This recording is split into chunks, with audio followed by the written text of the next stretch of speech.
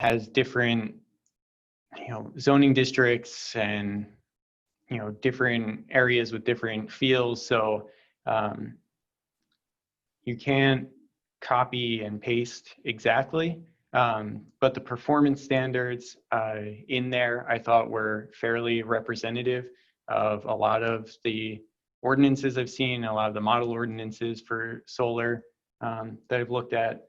So I thought it was a good representation of just to get an idea of what one of these looks like, and to get a feel for the different standards and types of review that are required for these.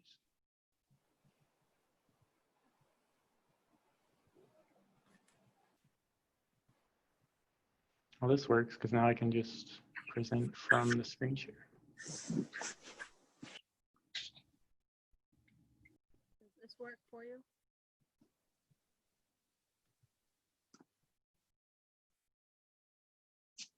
Yep. Got it?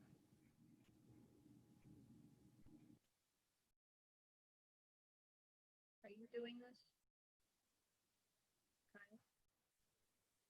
Well, the presentation's over, so that was it. Then. All right. All right, you can go to the first slide. Thanks. That one? Yep. Okay. So just first off, I wanted to just mention why it's important to have a land use, an actual land use, like in our table of land uses, to represent, these kind of solar projects and identifying solar energy systems as a use itself.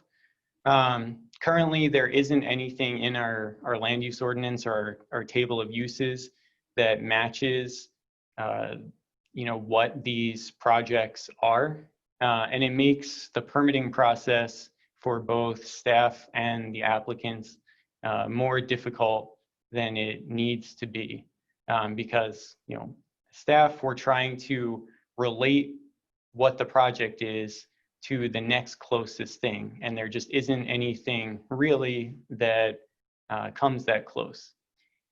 So by creating an actual land use for solar, energy systems of varying scales, you're able to create review criteria to look at these projects in the best way.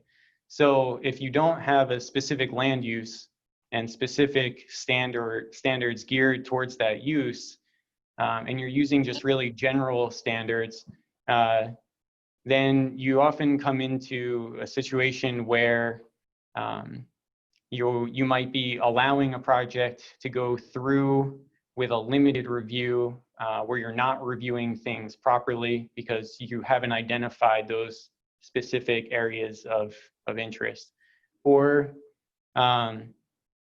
you're putting too much focus on certain review criteria that don't necessarily apply to the project. So that can kind of hurt on the applicant side, because you're making them submit materials and information that don't really apply to the project. So creating a specific use really helps with that. So takes us on to this slide, defining what the use is. You don't want to just create a single line in the table of uses that says solar panels or solar energy systems or whatever, because there's such a varying degree in the scale from someone putting a few panels on their roof as an accessory use to their home, to a large multi-acre solar farm that's dealing more on a commercial basis. So the ordinance would be really aimed at addressing both, although obviously the commercial larger scale facilities are mainly where the majority of the review would come into play. So it's common, it seems, that most ordinances and model ordinances I've looked at, the basic, defining factors are roof mounted versus ground mounted. So roof mounted are generally an accessory use to whatever the principal use of the structure is, whereas ground mounted might be an accessory use. It might be in the backyard of a home, or it could be, you know, those large scale facilities where that's the only thing on the lot. So then once you've narrowed that down, you get to kind of the scale of the system, and that could be based on either the square footage of the arrays, or it could be based on the capacity that it generates. So on the table on the right, it seems a lot of ordinances use both. It seems that they use the square footage to actually classify the small, medium, or large, but then they associate a general capacity with that square footage. So the table on the right kind of shows two examples, the Belfast ordinance being the one that you've actually have, but I also put Portland's here as well.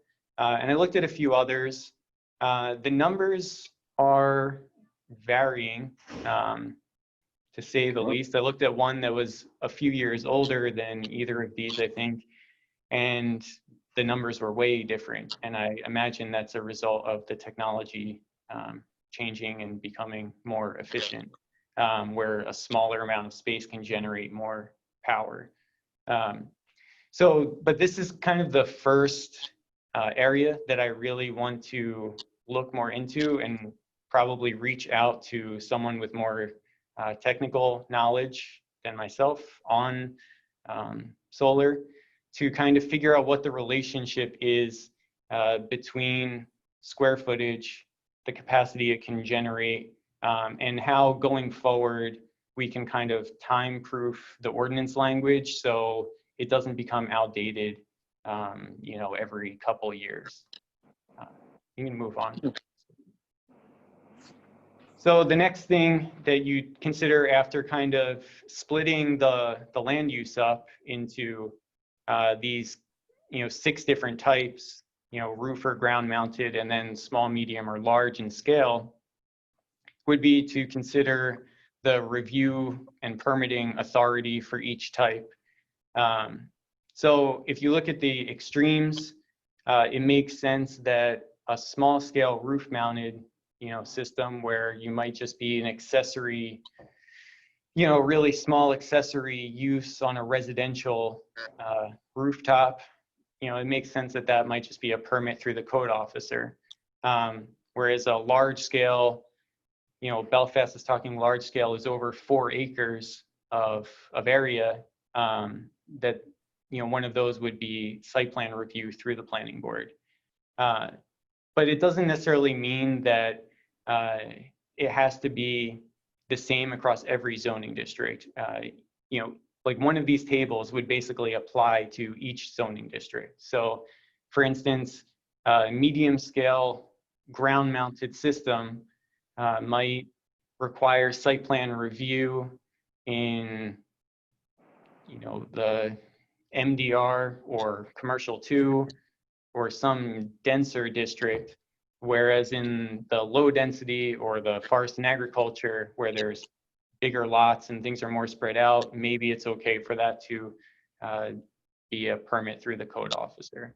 So on the extremes, it's fairly easy to imagine what the review level should be, but as you kind of get in the middle and you look at the intent of the zoning districts, you might start to have more discussion about you know, which entity you want reviewing the project and permitting it. You can move on.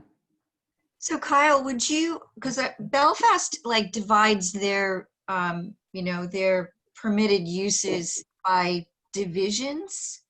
Do you see this as, would you divide the permitted uses by Orono's zoning?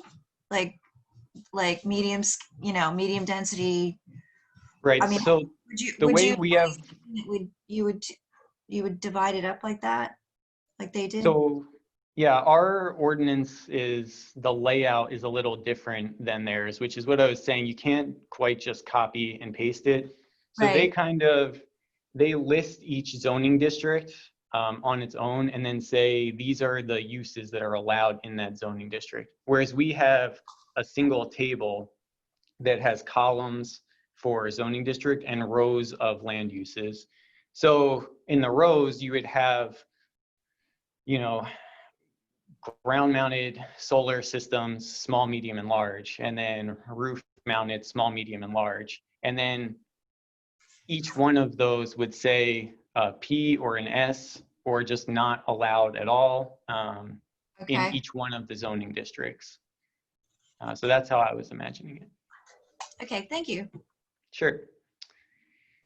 So, So I'm sorry to interrupt, but I see you're going ahead, and that very first slide that you showed with the small, medium, large, and the definitions were quite different between Portland and Belfast. yes. And so is that because in Portland, they're pretty much having just roof mounted and they don't have the kind of acreage in the city that Belfast would have? Because Belfast was going up to 4 acres.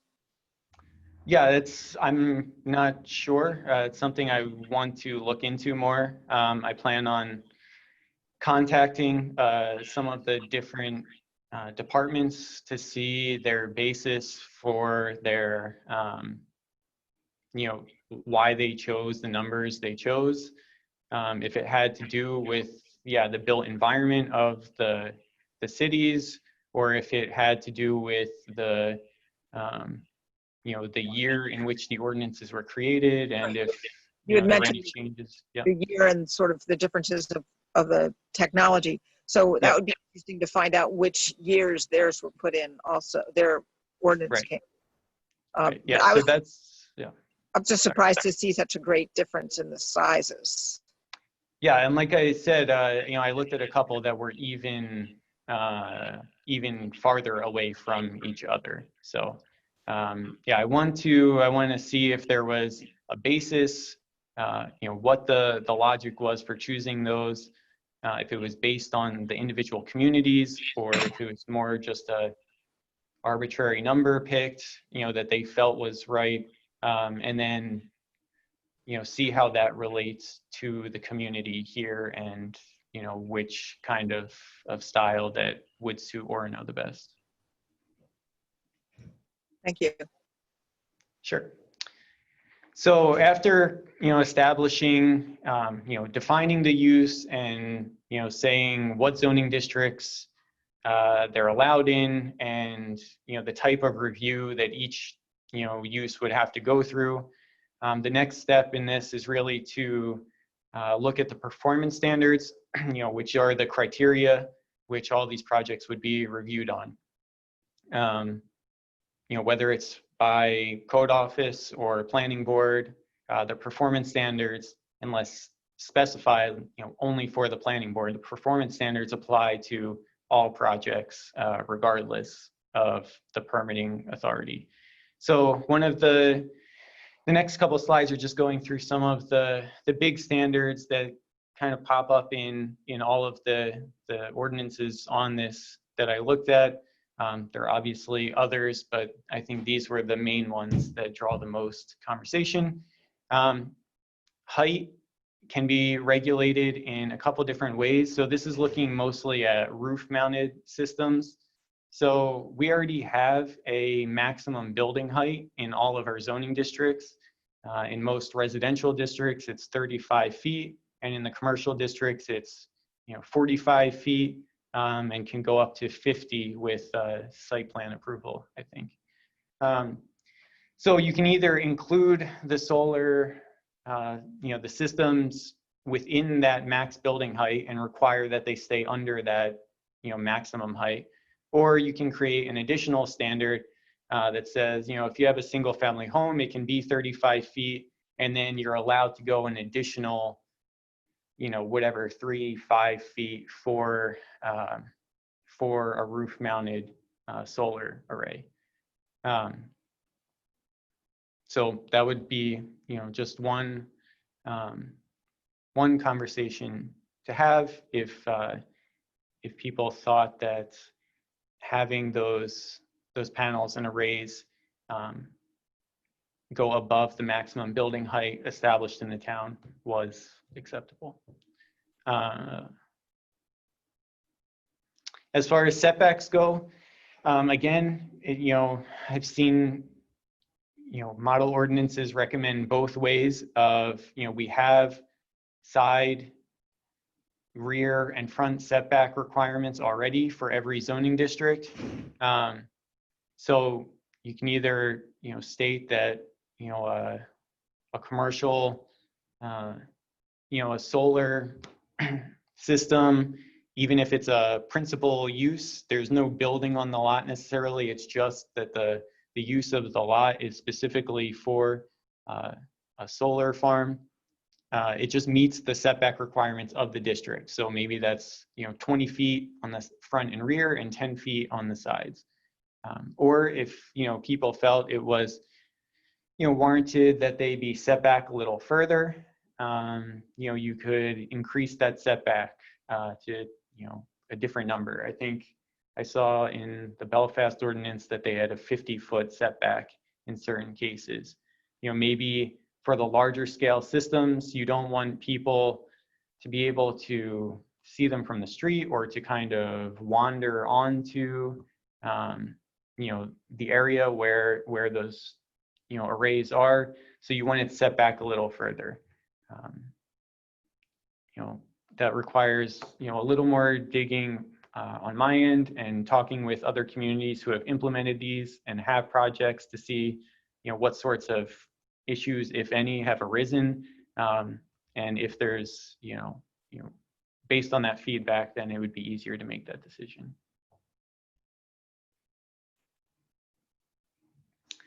So the next performance standard comes up a lot is screening and buffering and vegetation management in general. We already have screening and buffering standards in our ordinance, but this would obviously be specific to this. Again, it would probably most likely be for the larger scale or the medium large scale projects where it was the principal use of the lot.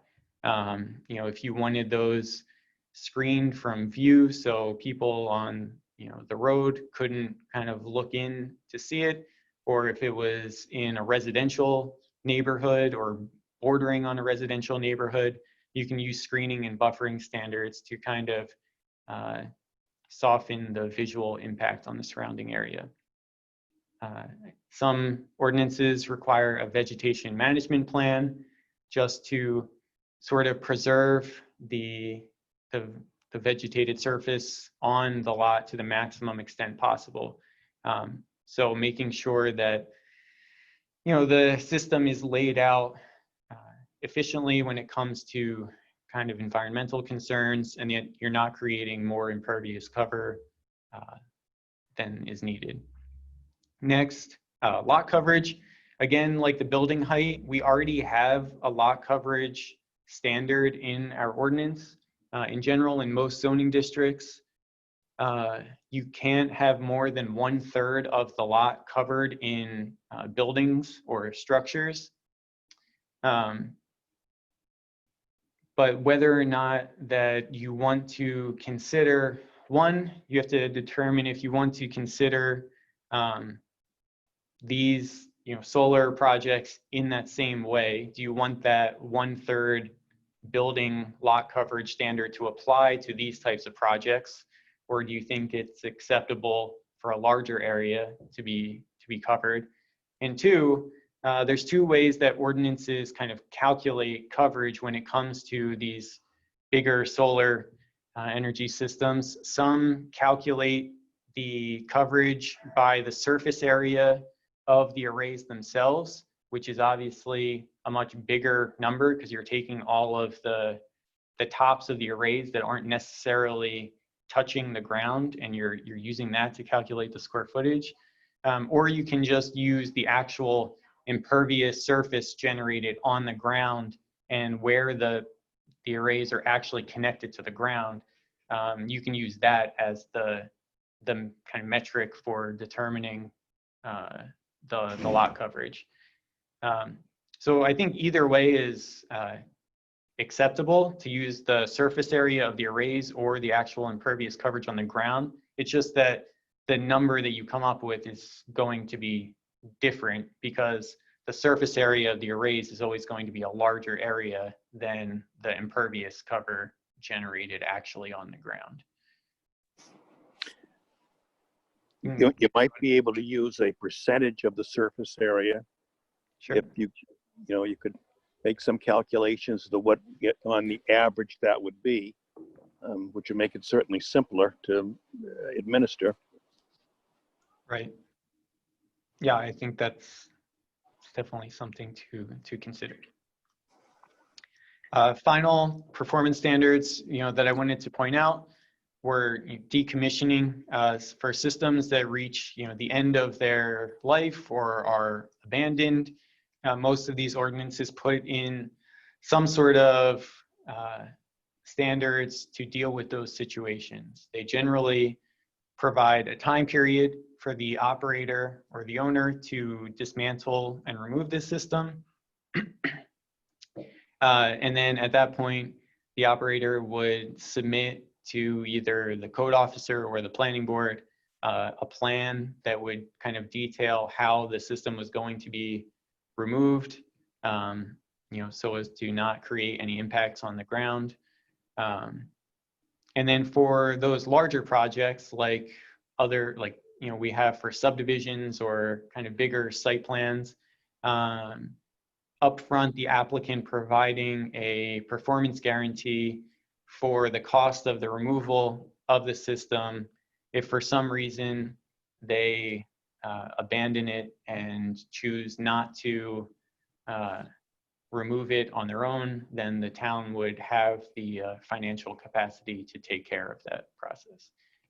And last is something that comes up sometimes and seems to be a little of a question mark, is the issue of glare. So in general, we have a glare standard already in our ordinance, but it's not very specific, and it's more of an after the fact type thing rather than considering it upfront. So solar panels are obviously meant to absorb light, not reflect light. So from a lot of things I've read, it seems that, in general, like glass windows or snow cover can often reflect more light than a solar panel would. But at the same time, it seems like it's fairly simple to still take, some necessary precautions of taking the chance of, creating glare onto neighboring properties or roadways that would cause, a nuisance or a hazard for people. So prioritizing the placement of, of the system on, a couple of slides ago, I think I mentioned, encouraging the placement of these systems on the side and the rear of lots. So that would obviously be for situations where you had a principal use, a structure already existing. So just like we do with parking, we encourage it on the side and the rear so that you don't have that visual impact of the parking in front of an existing structure, whether it's a store or an apartment building or whatever.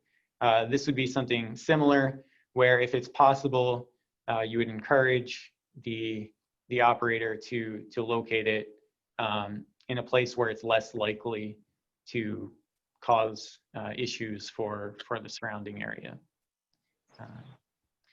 So finally, I wanted to see what other issues, if any, when I start to do this draft language or reach out to other communities for feedback on what they've experienced. Is there anything else that you'd like focused on or questions you'd like answered?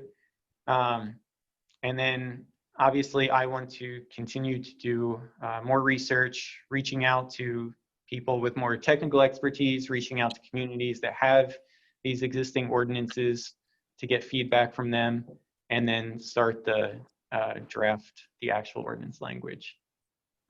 Can I ask just a kind of in general question? If Sure. a resident installs a solar panel, is that considered a home improvement?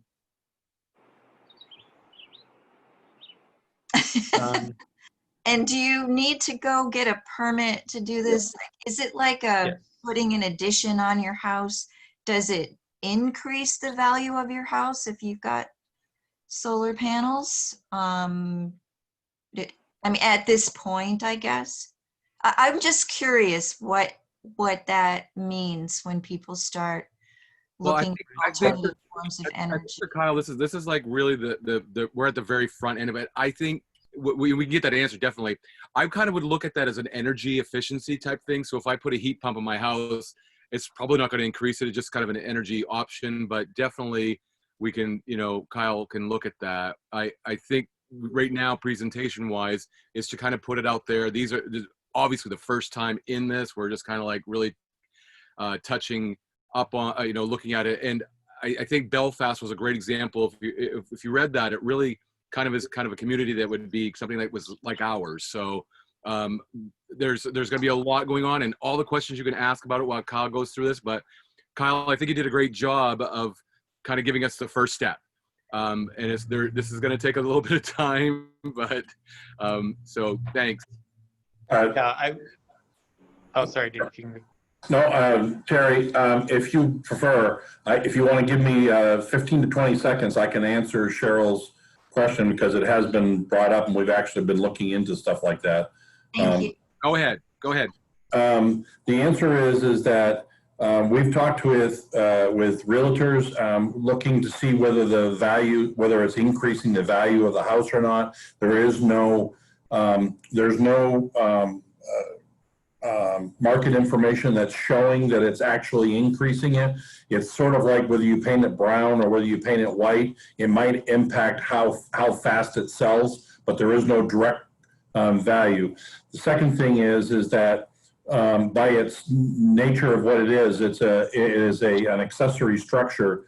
It is subject to taxes under personal property. Unfortunately, the legislature passed a law last year that exempted these from personal property tax. So we don't get any value from that as directly from that we would from some other piece of equipment.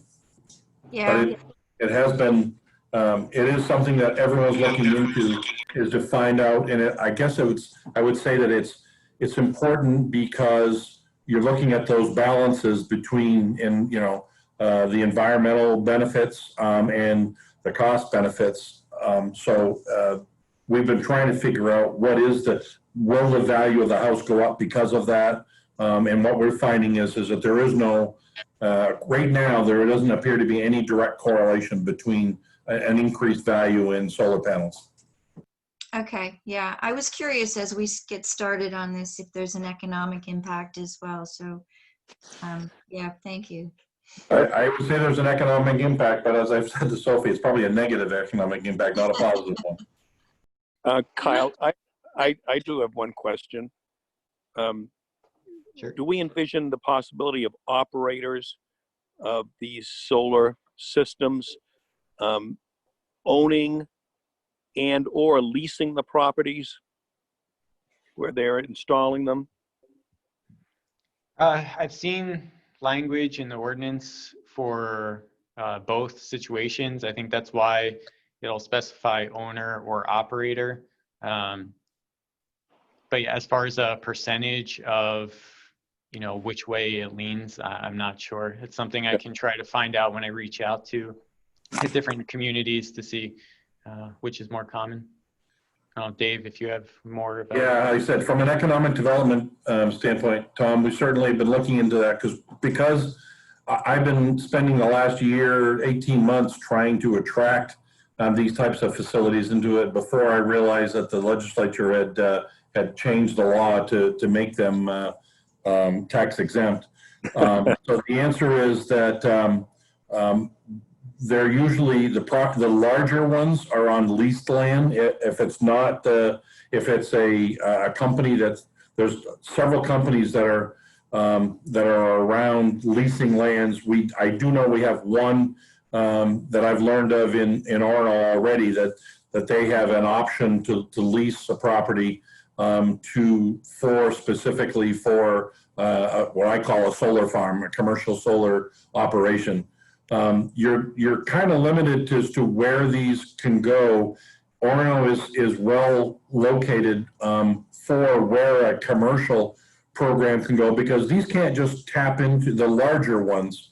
These commercial facilities can't just tap into your single phase line going by your house. They have to tap into a substation. And so, or at least there has to be able to put it into a 3-phase power transmission line. We've got a very good location for a lot of different properties that could meet that requirements. That's why they're looking at Orono versus some other communities. But they are 100% of the ones I've been dealing with from an economic development standpoint have been looking for leased land. That's what I would have thought. And what would a medium scale solar project be for? Like I can see a small scale for a house and a larger scale for commercial use, but what's the medium? What would that be? Just to power? It's typically, it's one that has a high electrical use need, because you can take that power, behind the meter. And so if you have it could be a hospital, it could be a large electrical user, a mill. Well, actually, it would probably be even a larger scale. But several housing complexes, apartment buildings, those kind of things that have a high electrical draw don't meet they're going to use it themselves. They're not going to export it to the grid. And so they just have a high electrical need. If I could just ask, I think that I would like to know if there's space near some of the apartment complexes to put in a commercial size solar panel. And I wanted to clarify, we're not regulating residential, as my understanding. It's just commercial. Residential, you go in and you get a permit. But this is more for planning board. So, I mean, that's part of it. So the small scale roof mounted would cover those residential type projects in theory. I mean, that's how the ordinance in Belfast is written. But yeah, those smaller scale ones that would be accessory uses to residential properties would just be a permit through the code office. And yeah, a lot of those performance standards, you could write it in a way so that, they probably applied more so towards the larger scale projects where the project was the principal use of the lot, not an accessory use. So, I mean, maybe for the residential projects, if they wanted to do something on the ground, you might still want to say it be in the side or the rear of the house and not in the front yard right next to the road where it could create a glare concern. But you might not be concerned with the, as strict of a setback standard or as strict of, the screening and buffering for a couple panels on someone's roof or backyard as you would with the larger scale system. So it could apply to either, but I would envision that more of the standards would apply to the bigger principal use systems. Again, if I can chime in, Cindy, I think Kyle's unfortunately too young to remember the 12-foot satellite dishes, but you do remember when the time period when a lot of towns were talking about, regulate even for residential uses where those 12-foot dishes could go, and a lot of times they didn't want them in the the front yards or side yards. So I think it'll be a comparable type of conversation. So Dave, when Kyle said that, when he said, we're putting them in the front yard, I was like, oh, right beside the satellite dish. I thought about that. I am old enough to remember.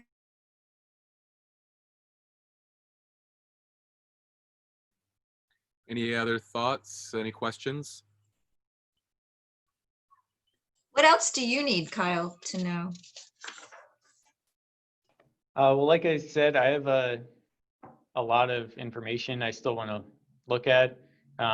Reaching out to communities around here with existing projects, talking to them specifically about those, similar to what we did with the marijuana ordinance language, where we had some general idea of what the key standards and issues were, but wanted to see how in real life practice, how those uses were operating and affecting the communities, to see if some of the standards were possibly overstated, or some of them were very important. So I'd be interested next to kind of start that process.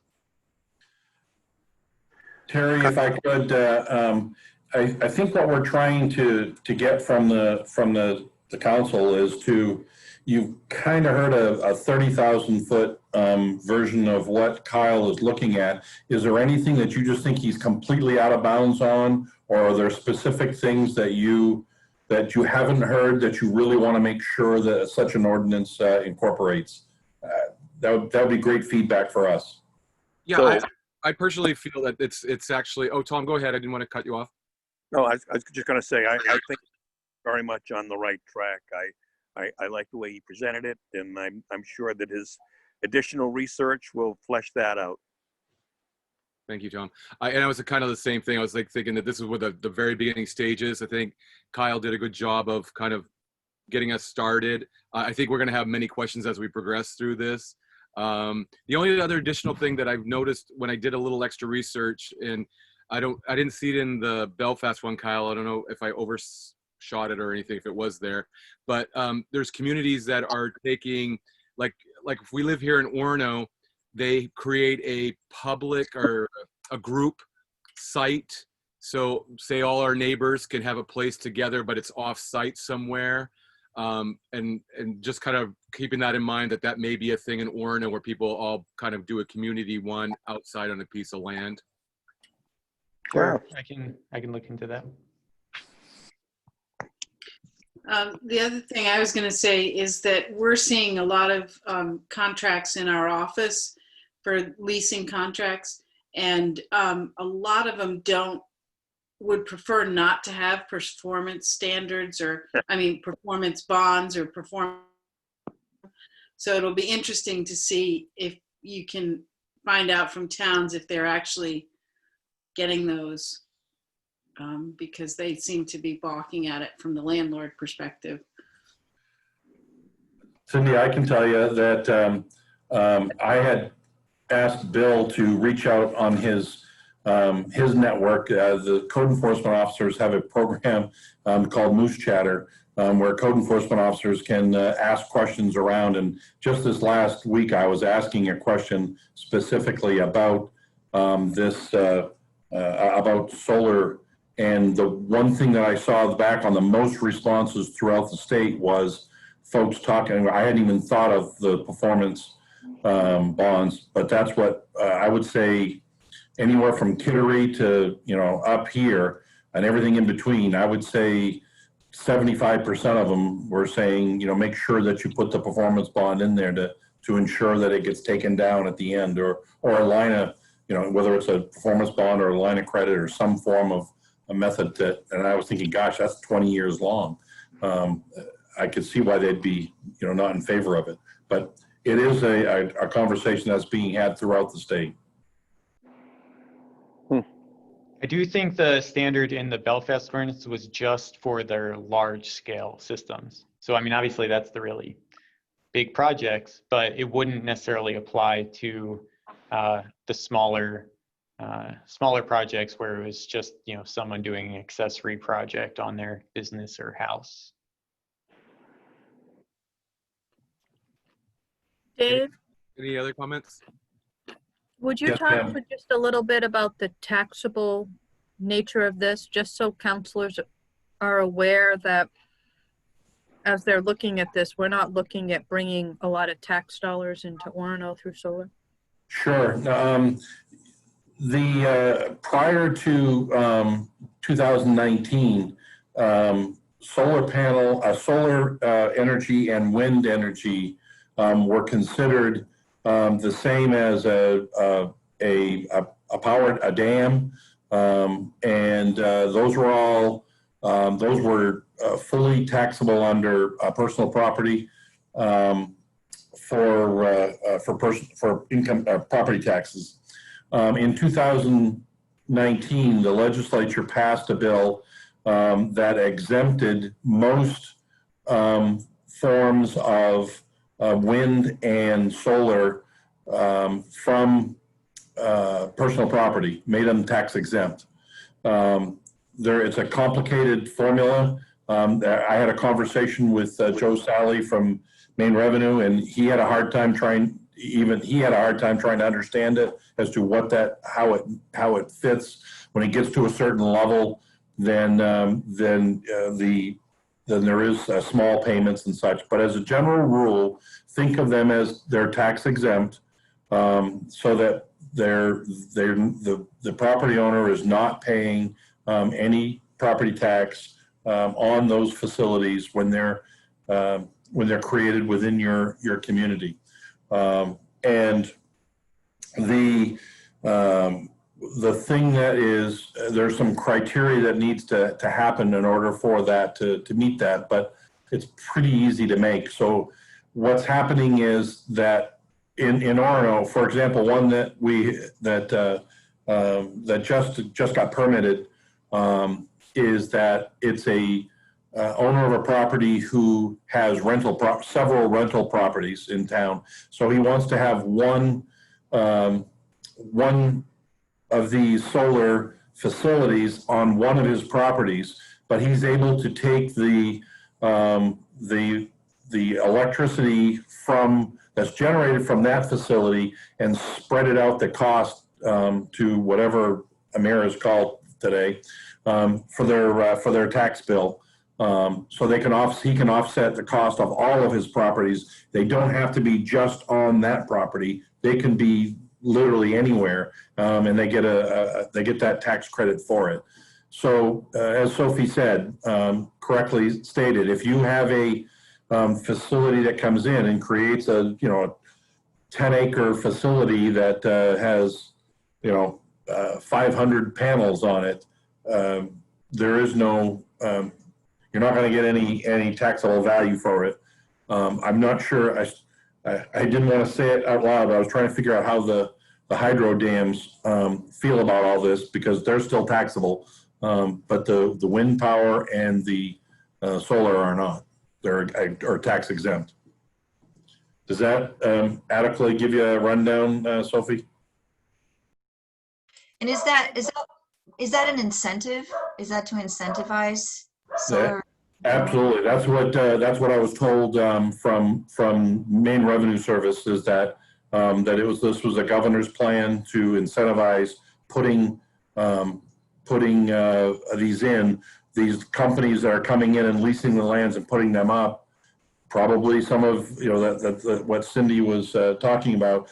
They said that was a barrier from them investing in these in the state. So the legislature said successfully passed a bill exempting it, but it was a direct correlation to incentivizing it to happen.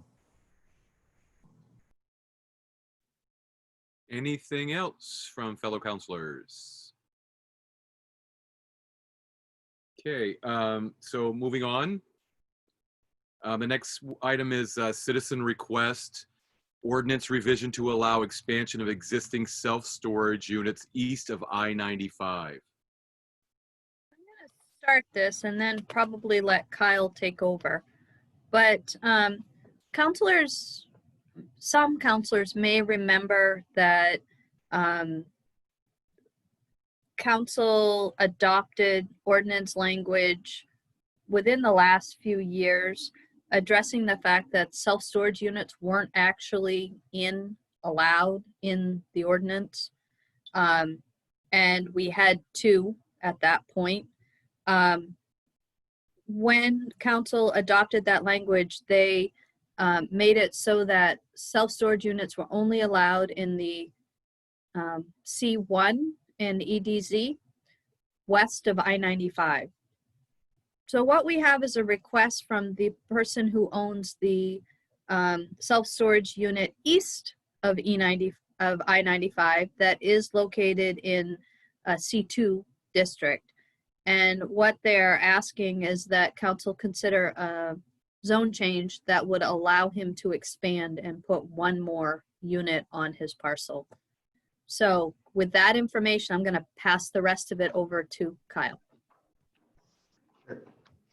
So yeah, like Sophie said, there's really two issues that come up here for that prevent this from happening. One is that the self-storage facility is east of the interstate, and two is the fact that it's in the C2 and self-storage facilities aren't allowed in the C2 in general. So normally, if there was a use in a district that was just grandfathered in, it's possible to do a contract zone or any type of zoning change just to a district that allows that use, and then the problem is solved. So in this case, you might change it from C2 to C1, but the issue is that that standard would still apply that says self-storage facilities can exist east of the interstate. So even if you changed it to a district that allows self-storage facilities, it would still be considered legally non-conforming, and non-conforming uses cannot expand. Expansions of non-conforming uses isn't allowed. So it still prevents the business from doing what they want to do. So in the document that was sent out, it was just meant as sort of informal overview of some potential options that I outlined that would potentially allow this property owner to go forward with some type of expansion. I also provided my recommendation at the end, what I thought was made the most sense from the comprehensive plan perspective, as well as had the least chance of creating problems in the future for that lot or other lots. So, just briefly going through each one, if you were to make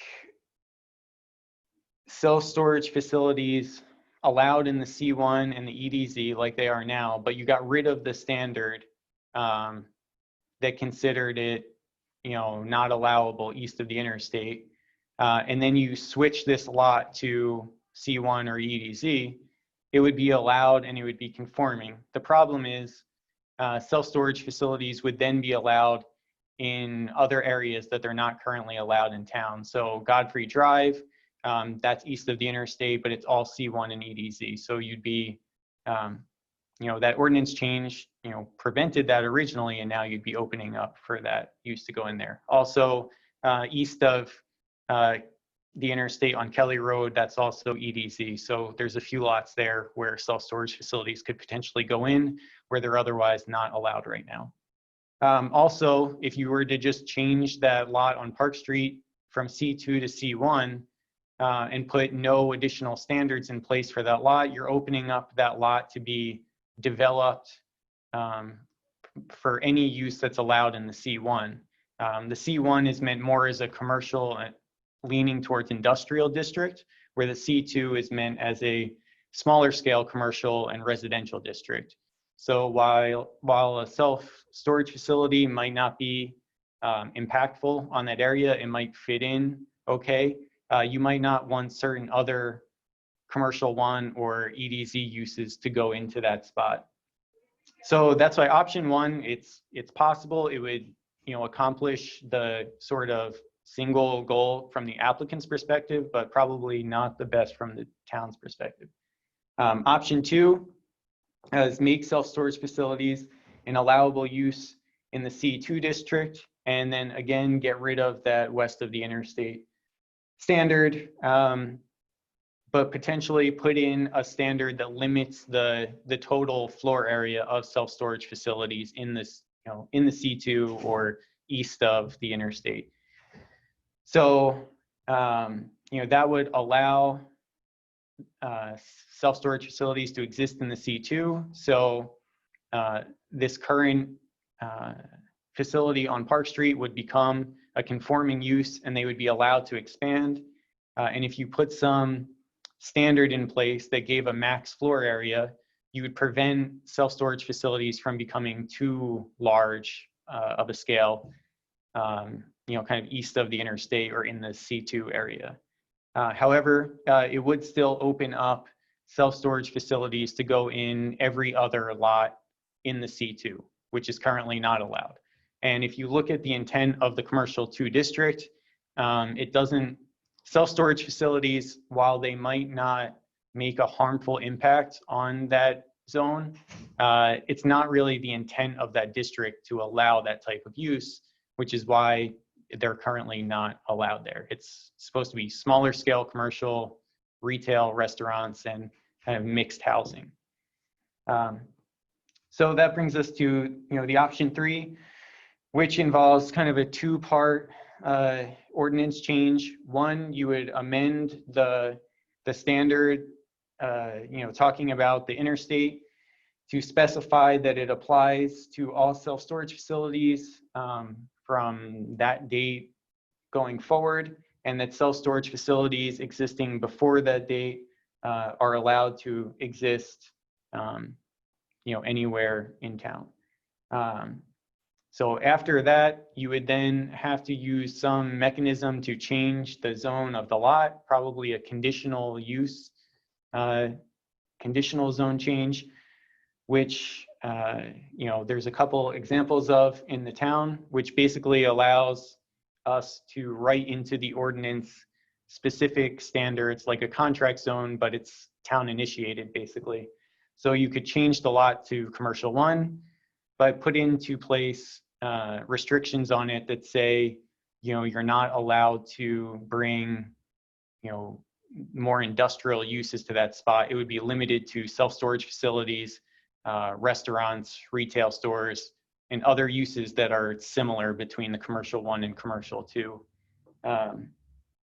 So with that one, you wouldn't be allowing self-storage facilities to go in anywhere else where they're currently not allowed. You would simply be allowing it on that one lot, and you'd be putting restrictions in place that prevent that lot from being developed in the future and turned into something that doesn't fit in with the character of that corridor. So that's why that was my recommendation going forward, but obviously open to feedback. So Kyle, I was actually thinking the same thing. And plus, by not setting a precedent to open anything else up, it also affords the individual the opportunity to kind of do a little expansion, but it also benefits the community for a little bit of an extra tax base, correct?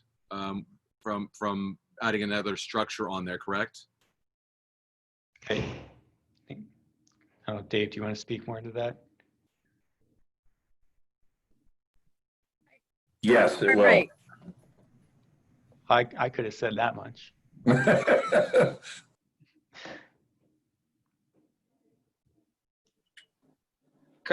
Kyle, Yep.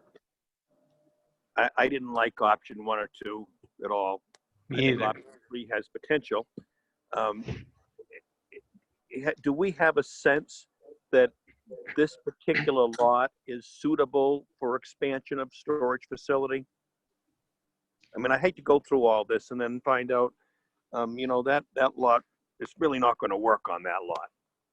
Yep. So I've looked at it somewhat because this has been, you know, looking at this has been sort of an ongoing thing for a while now. I think up to a certain point, there's room for expansion. You know, we talked about, you know, in the previous conversation about that lot coverage standard and, you know, structures not being able to take up more than a third of the lot. I think the lot is maybe at around 15,000 square feet of building floor area. And I want to say it was around 75,000 square feet total lot area. So there is some room, I think, for expansion there. But yeah, obviously before, that would be my next step after this would be to verify that the applicant could do specifically what they want to do before going through the actual amendment process. So I have two questions too. What was the reason for west of the interstate? I mean, back when this was written, west of the interstate as a standard and east of the interstate. Right, so it's not just for this use, it's for a lot of our bigger commercial uses, things like warehousing or manufacturing. West of the interstate is viewed as, there's a lot of commercial one and economic development zone west of the interstate. That's primarily where that zone is. It's all right around there, Stillwater and the interstate area. Some of it's east of it, some of it's west, but east of the interstate is viewed as like the town's, denser residential and smaller scale commercial. You have the commercial too, you have the village commercial. It's meant as more, retail, service businesses, restaurants, things like that. Whereas these larger scale commercial uses that are really industrial uses in a lot of cases, it's just that we don't have an industrial zone anywhere really except Ayers Island. So those uses were seen as being better put west of the interstate, so you could leave the area east of the interstate for that more dense kind of growth, and leave the bigger projects west. Cheryl, I would just add on to that is the other thing that area west of the interstate is not served by municipal water and sewer, and these types of facilities are more consistent with a use that doesn't need municipal water and sewer. So that was another reason. Yeah, well, thank you, because I was curious. And my other question is, when this changes, if this is a contract zone, right? If it's not, it wouldn't be a contract zone. It'd be so it'd be a conditional zone. So conditional and contract zone are essentially the same thing. You're changing the zone of a single lot basically, and you're putting standards, restrictions in place on the lot. But a contract zone is initiated by the applicant, and a contract is drawn up and then signed. Whereas a conditional zone is something that we do on our end. It's just an ordinance change, and we write it into the ordinance. So if this person wanted to leave this facility for whatever reason, it would always have to be a warehouse, right? If it goes to a conditional. No, so we'd create a separate, more limited land use table in that section of the ordinance. So you change the lot to commercial 1, and our land use table says all these uses are allowed in the commercial 1 district. In the section for this conditional zone, we would put a smaller land use table in there and say, these are the uses allowed on this lot. So self-storage facilities, and then you would want to allow all the commercial uses that are allowed in both the C2 and C1. So things like restaurants, retail stores, those are allowed in both districts. So you would want to keep those allowed going forward. So that way you're allowing the self-storage facility, which isn't necessarily normally allowed in the C2, but you're still allowing some of those small scale commercial uses that are allowed in both districts. Right now. Pretty much all the commercial uses allowed in the C2 are also allowed in the C1. So the only thing that you'd be changing is that in the C2, that lot could be redeveloped into a residential property, whereas if it's C1, it won't be able to be residential. But it could still be any number of commercial uses besides self-storage. Okay, thank you. And that could always be changed back, amended again. If something came up in the future, that section could just be erased and, changed back to C2, so. Any other comments, thoughts, questions? question also that staff needs an answer to is this something that council wants to pursue? So we'll get back in touch with our, the resident and let them know one way or the other. I'm okay pursuing it personally. I do wonder if we went in this direction, would we want to have the same kind of public hearing notification of adjacent property owners that we would in most zoning changes? So it's still a zoning change, Tom, so it would still require the public hearing, the notice to property owners, all of That's that would good. still have to happen. Yeah, that's good. Well, I'm actually good with it also. I think this is a good use, yeah, I'm with it also. I am too. Same here, yep. Sorry that I kept checking out earlier, by the way. I literally had my Wi-Fi cut today by a contractor accident.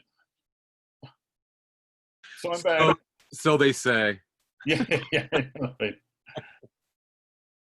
Anything else from anybody? Okay, so moving on to our next item, number 4. We're gonna have a brief community development update since we have not been connected with community development of all the going-ons in the town. Dave's gonna take a few moments here to kind of get us up to date. Before I start, well, he actually, he was faster than I thought. I wanted to say something before Kyle got off. I'd like to, with your permission, I'd like to just take a couple of seconds to say, I sat and watched Kyle as he's talking throughout both of these presentations that he's done today. I can tell you the planner that this young guy is becoming is amazing. And I can't think of I mean, I was so proud of him just watching him do this. The planner he's becoming is amazing. I can't think of anyone that I would rather have to be working with as a planner. He is just rocking my socks when it comes to work he's doing. I mean, so I want the council to know, he was a young planner coming in. He had great mentorship with Evan, and he's had the support and from staff, and he really is doing an awesome job. And like I said, I'm very, very proud of him. So that being said, I apologize for taking up your time, but it was just, parents' pride was just jumping out. We always like to hear good things, Dave. Definitely. So now getting back to mine, Sophie had asked me to give an overview of in community development. So I'm going down through your agenda and talk about the general economic overview. What I'm finding right now, I've had several of these conversations with staff and other organizations outside of the town of Orono. This is a really weird time because I can't tell you a time in my career of over 40 years. I can't think of a time where the economy is doing what it is today. And when I say that, we have a really robust economy happening in the middle of a public health pandemic. So we're having issues. There are businesses that are really struggling with things dealing directly with COVID-19 because of the business. The eateries, the lodging facilities, and such. Some of them are really taking it, on the chin. But there are other businesses out there that have just, their sales are screaming high. And we had a conversation, Mitch and I had a conversation with a local businessman who was thinking about retiring, and his business in the last 6 months has taken off so much that he said, well, I guess I'm going to be around for a while. because business just seems to be really cranking.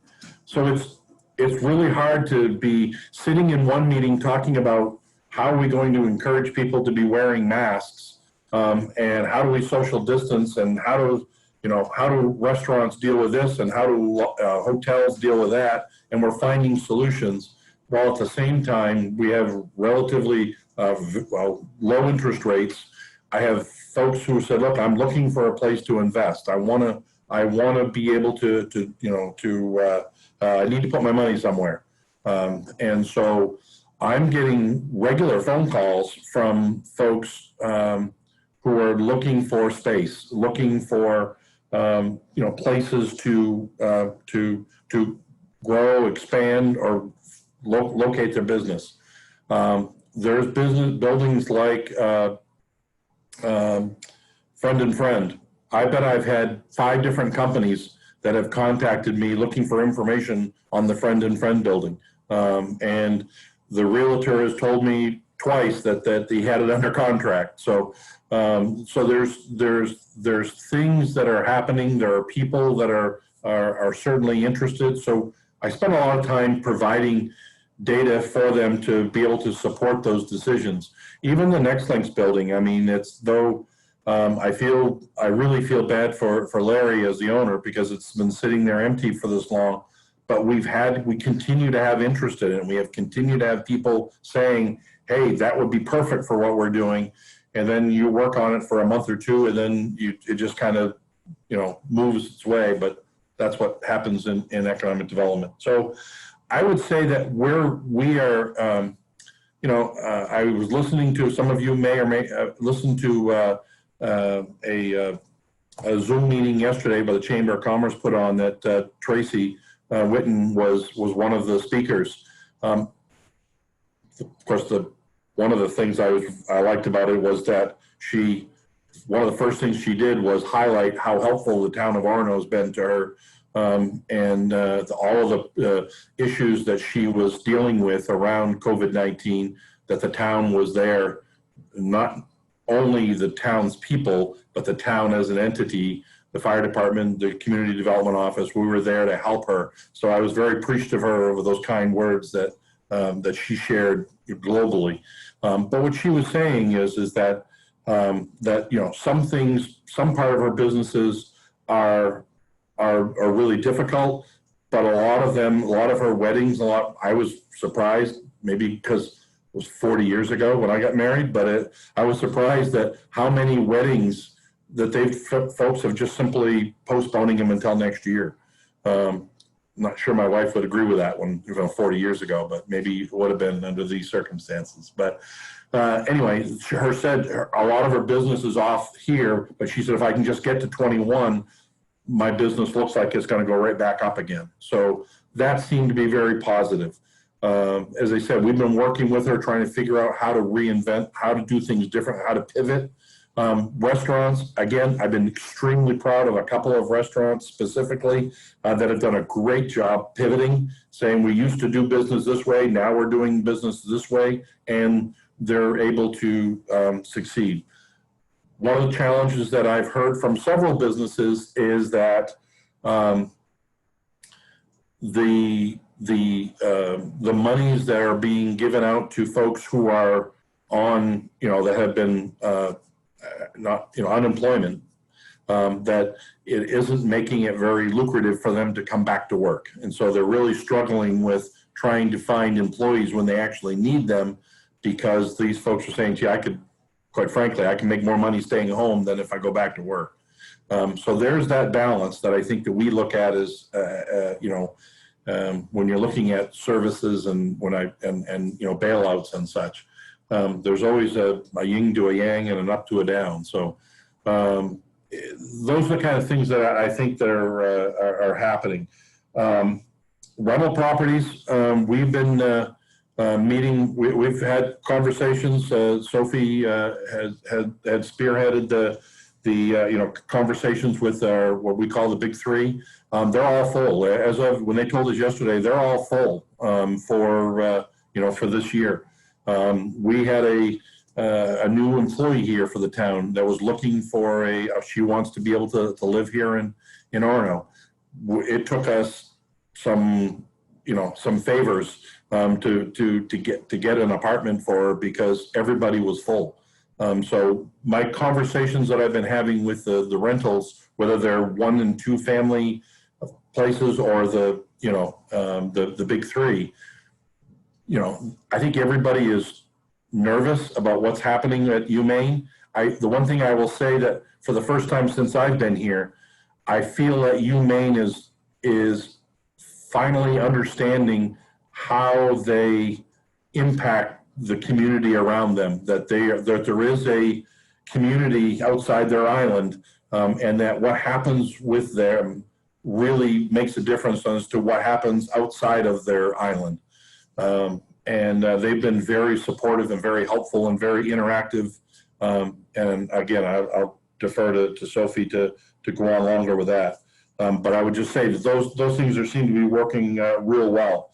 As I said, the buildings that come available, most of them get filled fairly quickly. So from a 30,000 square foot elevation, I think that the town overall, the economy is guarded. It's good, but guarded. Everyone is sort of holding a breath to see what happens, whether the university is going to be, is going to open as they think they're going to, and what the implications from that might, if they don't. So I think people are certainly, they're not afraid to invest. They're interested in investing, and they like what they're seeing in Orono, is what the word I'm getting. Quickly, I'm going down there because I've got my watch going here. The revolving loan program that we talked about, interesting program is that when we look to creating this loan guarantee program, remember that it was before things like the PPP program and other federal and state benefits. Recently, the round 2 of the PPP came out when we were just getting ready to discuss using this program. And in the new PPP program, the feds have reduced the percentage of the monies that you get that have to go towards wages. It used to be 75% of the money that you got had to go to wages to encourage people to keep their employees on staff. Under the round 2 version that just came out last month, that's been reduced to 50%. So that means 50% of the monies can be used for something other than payroll. So it can be used for the cost of operating a business. The reason why that's important is that these funds are scheduled to be forgivable. So pretty difficult for any of the banks, any of the lending organizations to compete with a program that says, hey, I can give you, $50,000, and if you do all these rules, you're not going to have to pay it back at all. So that being said, our program, I continue to have conversations with UCU about the program. I've asked them, give me some feedback as to, are you getting applicants coming in that you feel would meet this criteria and meet this need so that it would actually be a benefit?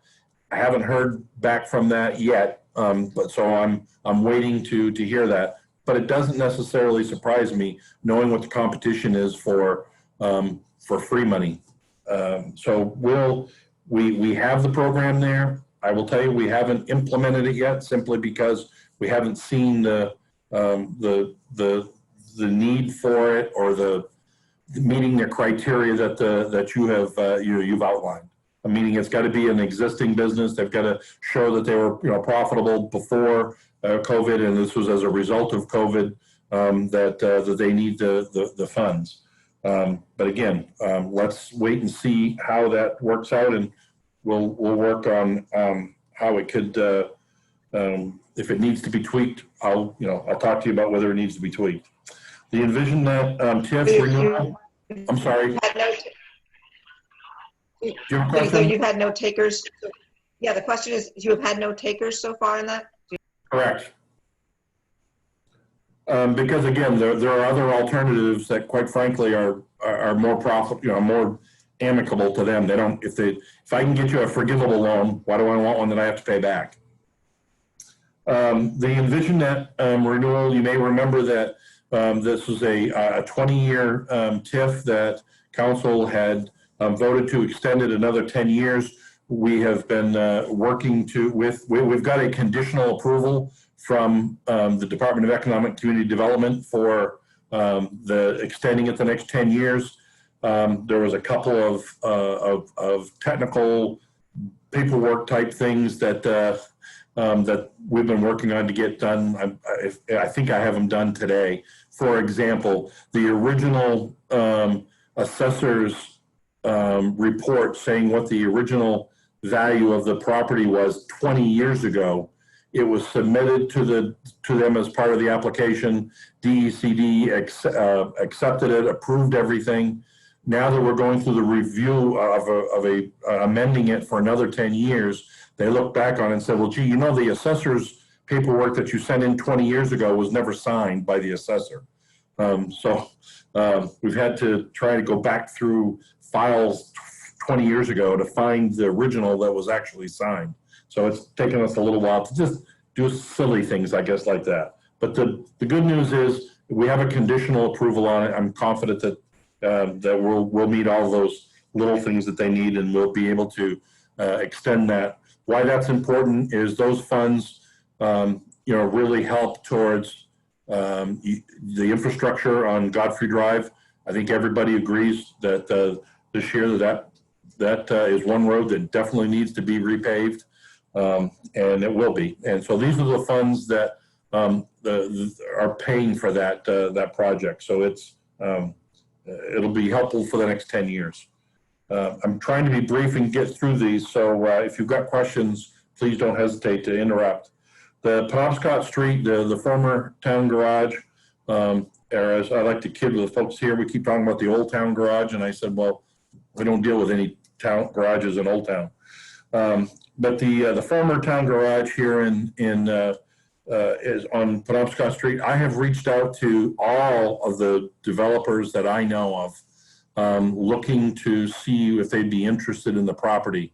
And I literally have had 0 takers. Understanding that there's been some parameters that the council has put on of what you want to see there and what you don't want to see there.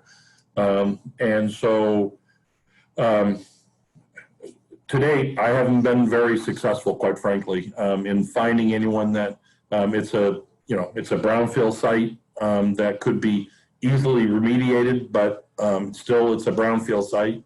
And it would, there's certain things that, if you want to use it for student housing, people would use it tomorrow. But the direction I was getting from council was that you didn't really want it to be used for student housing. Are there other sort of categories that people have contacted you about? I mean, just out of curiosity, we put these parameters up, but if we have something that gets kind of close to the fence. Because of the building, Sam, it could vary. We've been approached by folks who have a earth contracting business. They would like to use it as basically as what the town garage was used for, as a private business. And so if you think of it as what the town garage was doing, but privately, so those are definitely there's been interest for that. What I've heard, again, because I wasn't part of the earlier conversations about building the new one, but what I've heard from many different people is that they really they wanted to be able to take the heavy truck traffic through a neighborhood. They didn't want to replace town trucks going up and down through the neighborhood with private dump trucks going up and down the neighborhood. So I heard from the council that previous meetings that you weren't really interested in going in that direction. But those are what I've wanted to do. I've been able to reach out to one of the big box. This property abuts 2 of the big box student rental facilities. I thought that it might be one of them might be interested in it to use it as a maintenance facility for their complexes. Because neither one of them really have any large maintenance facilities. I've gotten a hold of one of them with no interest. I have not been able to get a hold of the other one. They're in Houston, and I haven't been able to find the right person yet. So I can continue on that. Any other suggestions that you have, Sam, or others, that what that might, what it might look like? Remember that again, there are how it's used. We have a DEP report on, depending on how it's used, will dictate what type of remediation has to happen for the property. If it's used for a single family home, it's much different than if you were using it as a maintenance facility for a housing project. I've heard as a solar panel array. after we get the solar ordinance. It could very well. That may be your community, Terry, your community solar garden that municipal, different community members could get with. Plenty of opportunity. Or those big buildings, or the buildings behind, Those are certainly opportunities that could. It's not a very big lot, so the larger solar developers they're looking for something in the minimum of 15 to 20 acres. Really, but when they're looking at the larger scale, and more likely they want 30 or 40 acres. So that's a pretty small lot for for that. But it might be something that you folks look at. But that's where my point is, I don't have anybody on a hook waiting to look to hey, if you give me a good deal on this property, I'll build X. I haven't received that yet. What's the size of the lot? I don't want to say off the top of my head, Lori. I can get it to you, but I'm going to guess and say a couple acres, or an acre and a half or something. But I will get that information. I don't need exact, but when you do mention that it's not 20, I'm like, I thought it was way less than 20. So yeah. My mind's in the same ballpark. Okay. It's a postage stamp by comparable. Dave, just I think it's best that we also, as these come up and people are interested, if they don't fit in the mold, we should discuss it, because we're not going to want to hang on to it forever, and sometimes we have to make some modifications to look at it. So I appreciate that when these things come up, and knowing who's interested and what we can do. So thank you. Okay, I can do that. Give you some code enforcement investigation, just some updates, because some things that have been going on. The bill's been very busy. We're trying to rectify a complaint that he's been working on. We started it when we were out working from home with COVID for a property owner who had illegally buried some solid waste on their property. I say this it's a good thing here, because if the public is listening, many people don't know that our ordinance says in Orono that the only way you can get rid of solid waste is by disposing it at through the town. Is that you can't take a refrigerator and take it to Bradley. Is that you've got to, if there's one way to do that, and that's to get rid of it stuff through the town. In this particular case, property owner tried to bury some engines and air conditioner units and stuff that, quite frankly, shouldn't have been buried. And to add insult to injury, where those items were buried was actually in the Aquifer Overlay District. So if you're going to bury something, probably putting it where the water is coming from is not the best place. It's been cleaned up. They have removed all of the things, and we're just going through the legal aspects of what the penalties are for it. There's another property that has a pretty large scale, a lot of development that was going on, again, during the COVID time, that was buildings that was being expanded without a permit. We've had dealings with the owner before, has prior convictions for building without a permit. So this one is going to be, probably a lot more expensive than what the previous mistakes have been, because this person has been, pretty deliberately, disobeying the rules and kind of just doing what they want. But again, both Rob St. Louis as the life safety inspector, who was awesome, and Bill, they've been working on that together to see what the ramifications are, whether theoretically by our ordinances and by state statute, they could literally have them tear out everything that was put in so that they could inspect it and turn around and have to have them rebuild it afterwards, which would, in this case, would be in the tens of thousands of dollars of costs. So again, we're working on those. The project updates, the two big ones. This is going to be a busy summer for us. The UMaines Engineering Building has they've broken ground for that. So again, that's a $35-40 million building. That is a huge project. So we have we've asked that that the university contract are they're paying for, they don't pay for permits in Orono, but they have agreed to pay for a third-party inspector to do the plumbing inspections. Felt that Bill can handle all of, if someone else were taking care of the plumbing inspections, he'd be able to take care of the other, the building and electrical inspections are done by the state anyway on the university property. So he could handle that.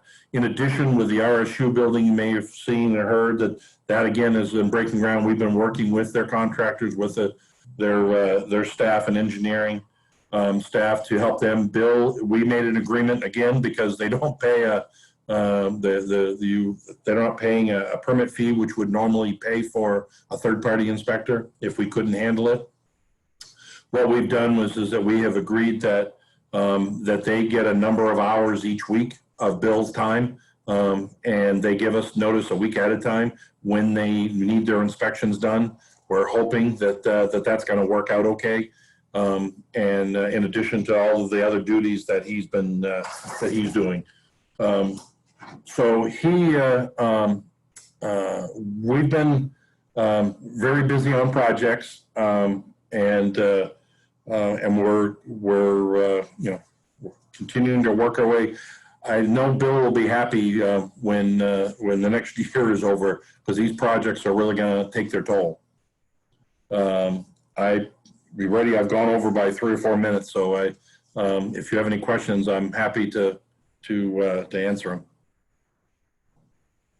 Don't let it happen again, Dave. Does anybody have any questions for Dave? Thanks for the update. Good to be reminded of everything that's happening. I was one question. You mentioned that you had a new employee and there was no place for them to live, and you had to do a lot of help with getting that person in place to live. Is there any movement on anyone interested in building in Orono? No, and that doesn't surprise me, Lori. I wouldn't be real interested in it right now because there's so many unknowns. I mean, that's a pretty, are you talking about for residential or for rental properties?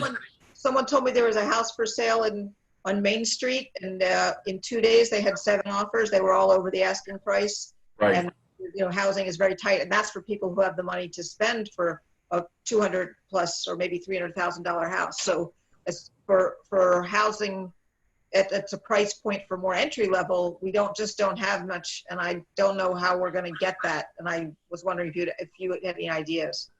I think that my plan is to, if we can get through this first semester at the university, I wonder if there would be some ideas. There is a large scale housing complex that is permitted, that's been through the planning board, is waiting to go. the owner of it simply has held off because they didn't know what the impact was going to be from with the new building of the avenue.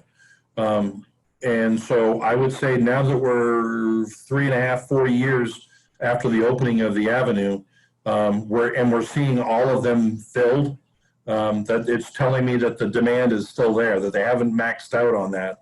And I think people are, again, waiting to see, are you going to want to go out and spend, even if it's $500,000 to anywhere to $40 million if you don't know whether the university is going to open or not. I think it's, we're guardedly optimistic, but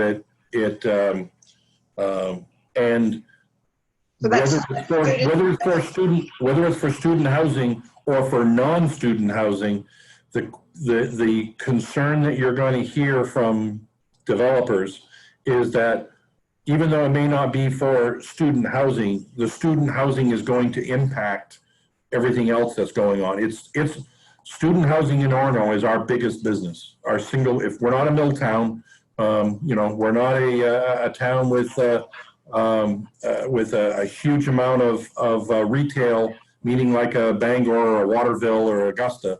Our niche is our biggest tax market is for rental properties.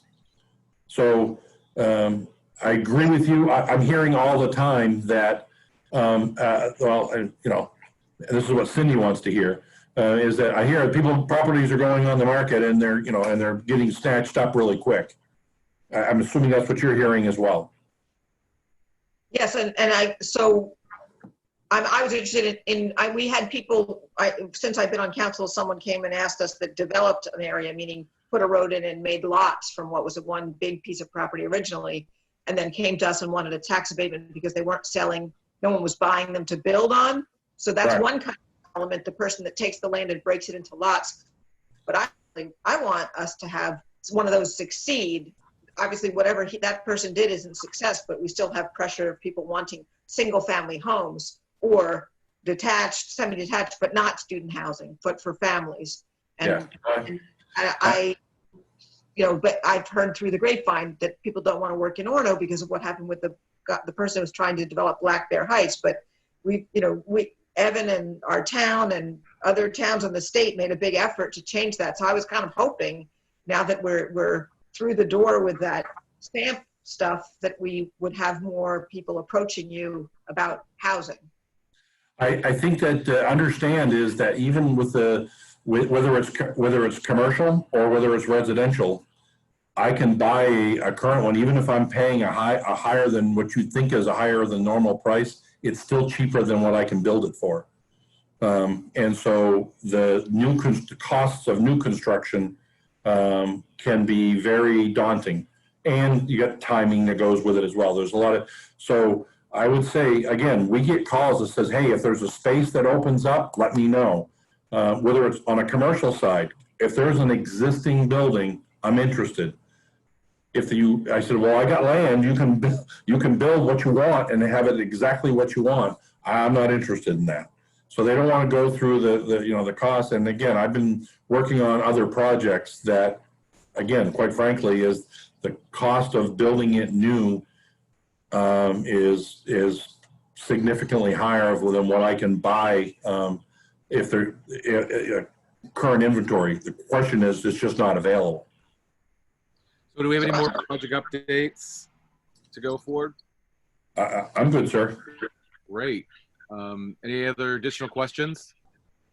I guess I'd like to know how towns incentivize that, because there are other places in Maine where people are building, and so maybe it's because the property values are higher, like Southern Maine, there are people building, but. Well, so. Yeah, and they have that population as well. Understand that, I'm sure you know, is that 70% of the population in the state of Maine is south of Augusta. So they have that population as well. That the supply, the demand is outweighing the supply, and it has to get to another level before it is before that happens. Understand that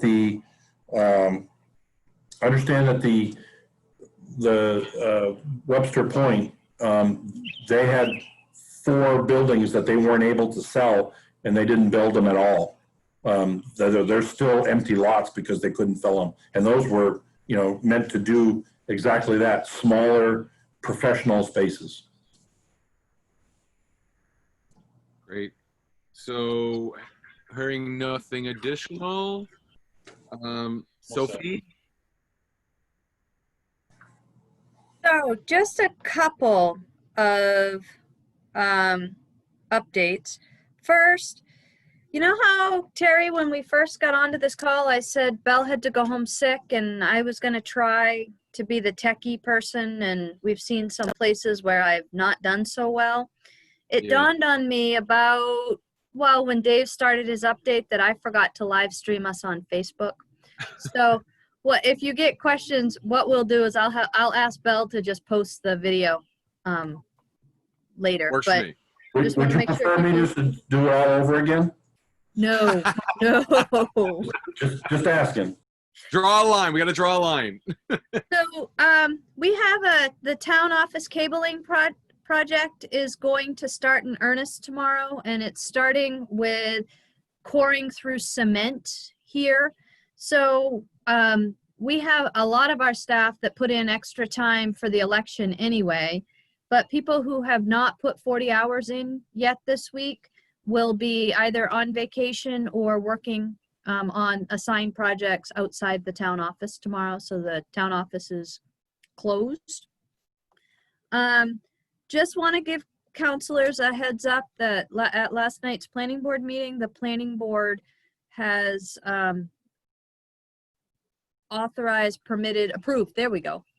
approved the permit to install the antennas within the Methodist Church steeple. So you might get some feedback with that. I would remind you that planning board is separate from town council. There is no appeal to town council. If people wish to appeal it, the appeal goes to Superior Court. So we want to be very careful that we are not representing the town in a way that goes against what the process is. Am I making sense with that? Okay. Dave alluded to the fact that this week we had a meeting with UMaine and the big 3 representatives from the big 3 housing complexes to talk about how we're bringing students back, how we can help each other, what our concerns are. This is going to be a challenge, and we are trying to work our way through it. I would not be surprised if we end up having to reach out to the state for some assistance in terms of some regulatory assistance for Orono. Everybody should have gotten emails or notice that the agenda for the workshop on Monday and the Finance and Operations Committee meeting on Tuesday have been posted. They're out for the world to see, and they are in the drive. I'll be working tomorrow and Saturday on the background for that, and we'll get it out to counselors. Terry, I was hoping you could, well, before you give an update on crosswalks, I just want to let you know that we've had a couple of citizens expressing concern about some of the activities that the town is supporting around LGBTQ plus initiatives. And I have been sending back emails. I'm not sending them out to everybody, but I would just say that the tone I'm giving is one of everybody has the right to their own personal beliefs, but this is what the town council has said is the town's belief, and this is why. And oh, by the way, if you don't like our drag story time, you don't have to watch it. You all just got one from a citizen asking about our sculptures, which, to answer the question, the sculptures are I have said the sculptures were going to stay through the passport time, so that's like the end of August, I believe. But I don't see that they're causing any harm, and it's supporting something that the town council has made very clear they want to support. So just let you know that I have been fielding some of those comments, and I've been. Aren't the sculptures on private property too? Some of them are on town property, but the argument that they're on the sidewalk, the only way we let them go on a sidewalk is if there was still the ADA, 36 inches of clearance to be able to walk around them on the sidewalk.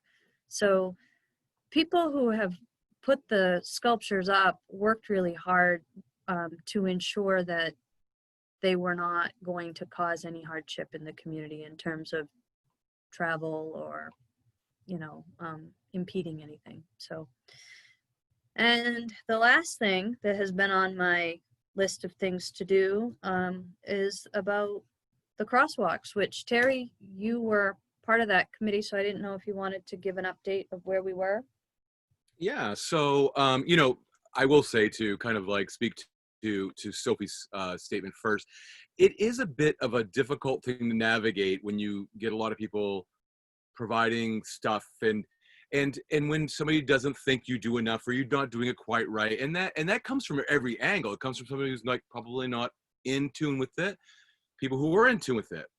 I just want people to know that you don't have to look any further than a city like South Portland, who mimics what Orono had did for the month of June, is now mimicked most of the state now.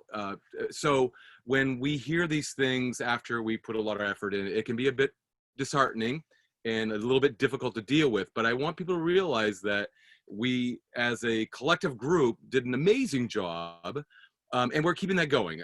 As from the last council meeting, we had to deal with the reality of misinformation, and we had to kind of set a situation straight with crosswalks. So Meg and Sophie and Rob and I met today, Rob Yerksa, about the sidewalks. So what we've got right now is Rob is going to figure out costs, and because we're within a budget. I know that some people know that, we all know we have a budget. There are certain people who want probably 20 sidewalks or intersections painted. That's just not going to fit in our budget.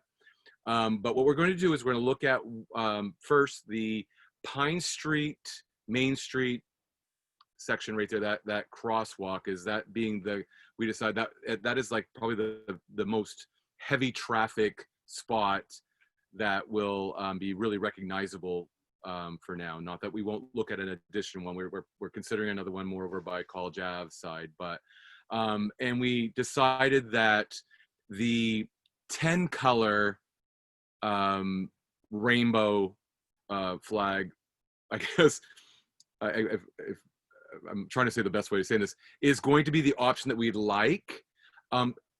In the interim, based on costs, it may be rainbow specific first. But I'm just waiting now from Rob to get us the costs associated with all those colors. Obviously, with the typical rainbow, it's going to be a bit more, or it may appear that it's a bit cheaper, but we don't know. So once Rob gets back to us, and we may do the overlay, Sophie, what do they call that? So we're looking at two options. One is just paint.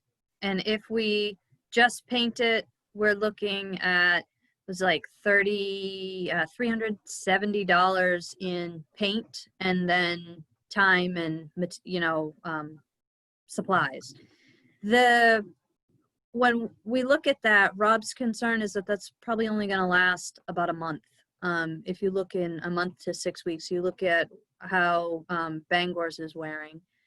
So he is actually reaching out. I got confirmation late this afternoon that we have a vendor coming up on Tuesday that's going to look at thermoplastic, which is plastic that actually gets melted onto the street we had our white crosswalks. We did that way a while ago, and they last a lot longer, and it would mean that we'd probably have to do that once every 2 years and maybe touch it up with some paint, but not have that wearing where it gets to the point that it doesn't look good, I think is the concern.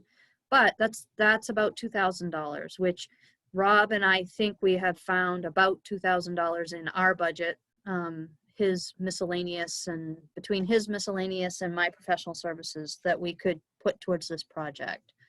So the concern that we had was just, we've got the Pride Passport. Am I saying that right, Terry? Pride Yes. Passport. Yep.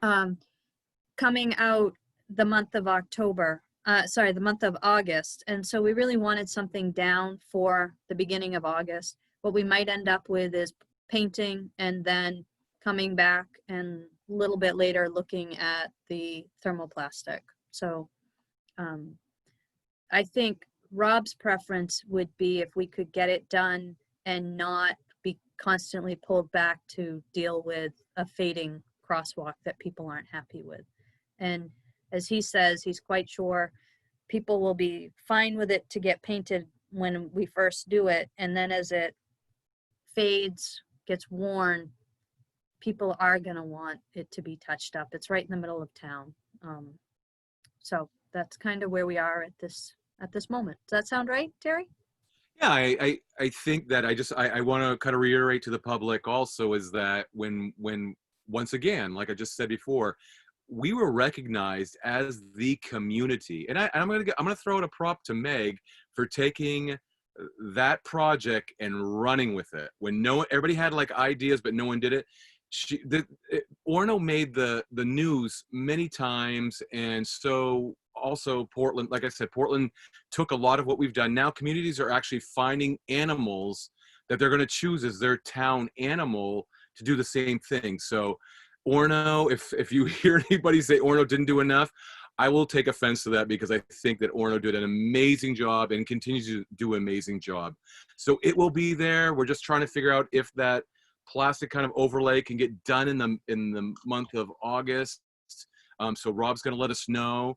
And furthermore, I want to thank the counselors yesterday for taking time to come and do the photo op for the passport, which is going to be a big thing in Maine. So yes, that's where we're at with that. Terry, real quick, I wasn't in on that committee meeting at all, but I did know a lot of the community members who were really instrumental, and I really want to give shout out also, because I know Meg did a lot, but it's like, no, I don't think any of this would have happened without Ash Carterns and Cammie Carter and John Hawley. They created and came up with the idea. Well, there were some 6-year-olds that came up with the ideas for what animals, but they did that.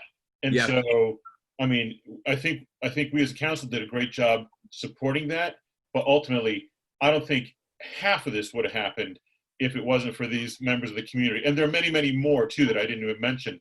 But the flags, let's remember, those flags were paid for by donations from 13 families who wanted to support that. I mean, I think we came up with possibly some money, except a little bit after they talk about taking the ball and running.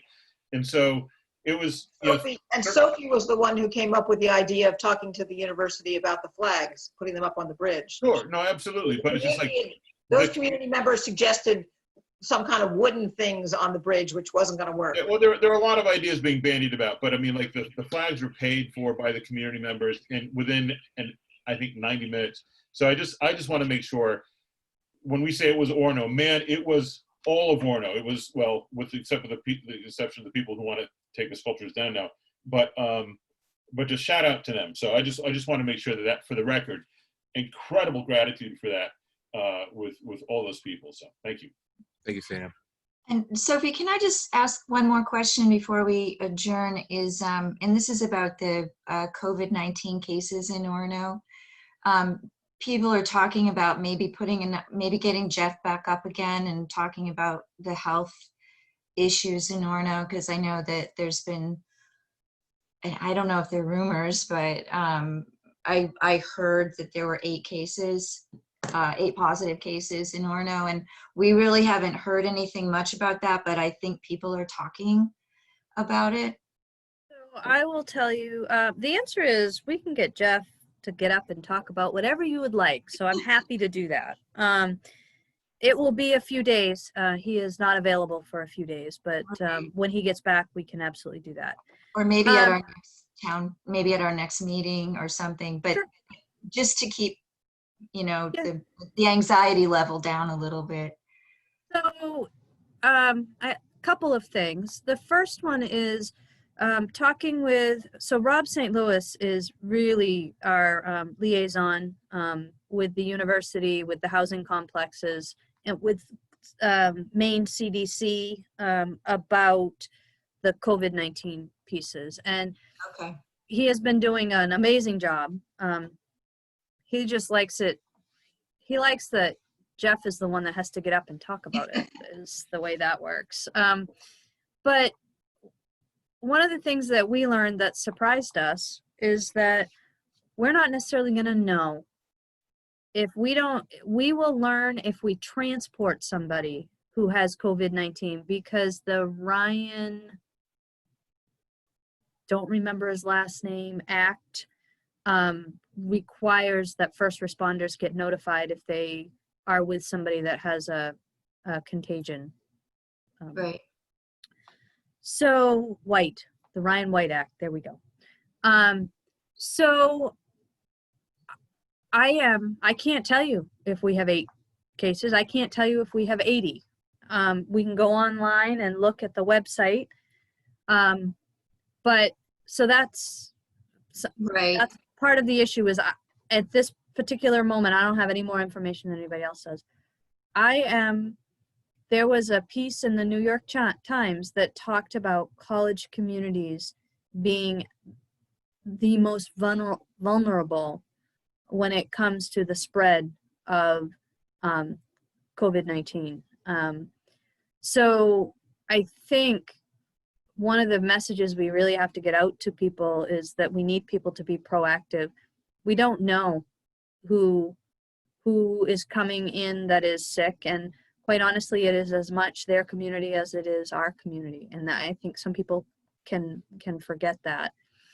The other piece that's important to understand is the last documents I saw had the 18 to 25 or 30 range, the highest level of asymptomatic cases that they have found. So I think that we all need to kind of be concerned. And so that's my way of saying, yes, I think we should have him come up, but also we don't have the level of protection that I think people believe we do. And Cindy, when she looks in her inbox, just got an email from somebody who wants us to look at wearing masks, and we don't have the ability to push that. I do think that there is probably a good high likelihood that Governor Mills, with her next order or upcoming order, might look at the university communities as getting the requirement that you wear masks and require businesses to enforce that, simply because that is as dangerous as tourists coming into coastal Maine. Right. Did I answer your question?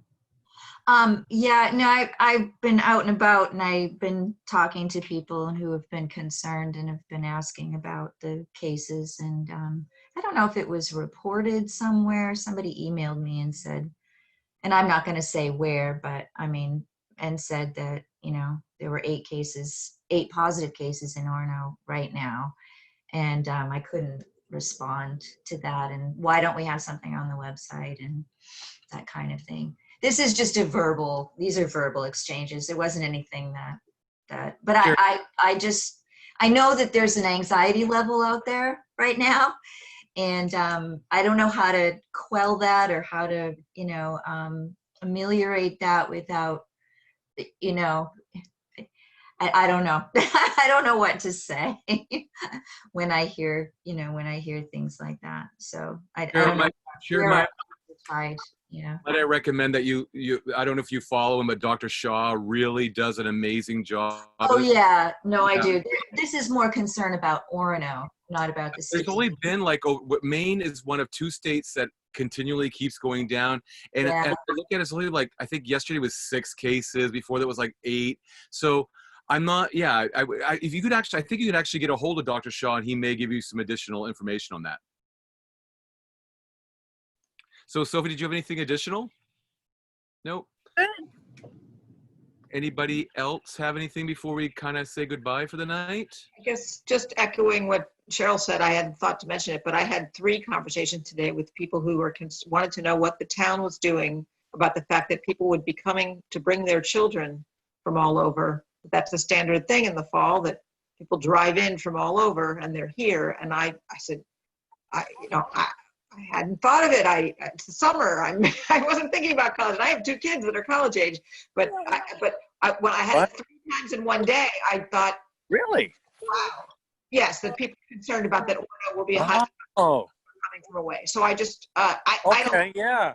do, but I just thought I mentioned it since she mentioned what she heard from people who were concerned today. Hearing nothing else, I'll say goodbye to everybody. Everybody have a great evening.